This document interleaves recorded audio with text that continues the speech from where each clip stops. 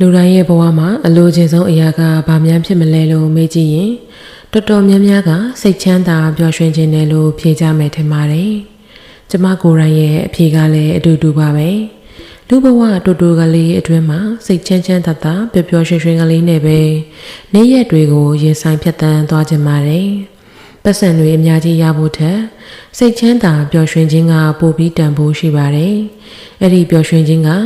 ကျမတို့နဲ့အထိုက်တန်ဆုံးအရာလည်းဖြစ်ပါတယ်။ပျော်ရွှင်ခြင်းနဲ့ဆိုရင်ပျော်ရွှင်စေမယ့်နည်းလမ်းတွေကိုရှာဖွေဖို့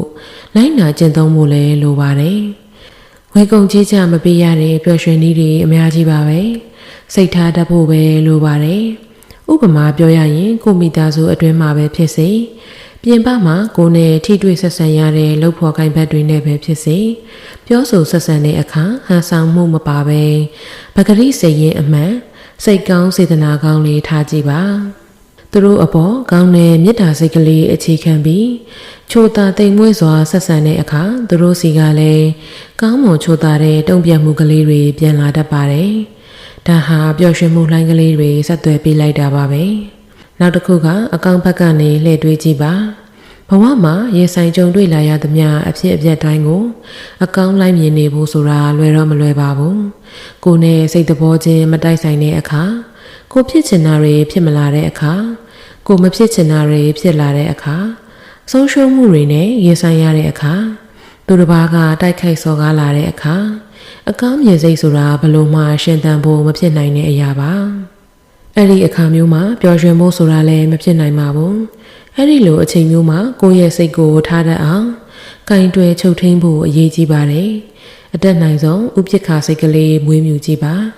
ကိုမတက်နိုင်တဲ့ကိစ္စကိုထိန်ချုပ်ကင်တွယ်လို့မရတဲ့အဖြစ်အပျက်အပေါ်စိတ်ဆိုးဒေါသထွက်နာကျင်မှုတွေခွင့်မလွတ်နိုင်မကြေအေးနိုင်မှုတွေနဲ့တုံ့ပြန်နေမယ့်အစားဖြစ်เสียရှိလို့ဖြစ်ချိန်တန်လို့ဖြစ်လာခဲ့ပြီပဲကိုကလည်းဘာမှမတက်နိုင်ဘူးအတက်နိုင်ဆုံးအကောင်းဆုံးဖြစ်အောင်ရင်ဆိုင်ဖြည့်ရှင်းရမှာပဲဆိုတော့စိတ်ကလေးထားကြည့်ပါဒီအဖြစ်အပျက်ဟာအမြဲတမ်းကြီးဖြစ်နေတာလည်းမဟုတ်ပါဘူးအရာအလုံးဟာခဏပါပဲအချိန်တန်ရင်ပြီးသွားမှာပါပဲဘာတွေပဲဖြစ်နေနေကိုယ့်အတွက်ကောင်းတဲ့အရာလေးတွေရှာဖွေဖော်ထုတ်တွေးကြည့်လို့ရပါတယ်ဒါဆိုပျော်ရွှင်မနေဘူးဆိုရင်တော့စိတ်ဆင်းရဲနာကျင်မနေတော့ဘူးပေါ့နောက်ထပ်ပျော်ရွှင်စေတဲ့နည်းကသူတစ်ပါးကိုသူလိုအပ်နေတာလေးတွေဖြည့်ဆည်းပေးလိုက်ခြင်းပါပဲအပြုံးလေးတစ်ပွင့်အားပေးစကားလေးတစ်ခွန်းအချိန်ကလေးတစ်ချိန်အကူအညီလေးတစ်ခုစသဖြင့်ကိုတက်နိုင်တဲ့အရာကလေးတွေသူတစ်ပါးကိုမျှဝေပေးလိုက်ခြင်းဟာကုသိုလ်လည်းရတယ်လို့ကိုယ့်အတွက်လည်းပြန်တွေးလိုက်တိုင်းတစိမ့်စိမ့်ပီတိဖြစ်ပျော်ရွှင်ရပါတယ်ပျော်ရွှင်မှုကိုပတ်စံတွေပေးပြီးငွေကုန်ကြေးကျခံပြီးအပြင်ကနေလိုက်ရှာနေဖို့မလိုပါဘူးပျော်ရွှင်မှုဆိုတာကိုယ့်ရဲ့စိတ်တန်တမ်းမှာ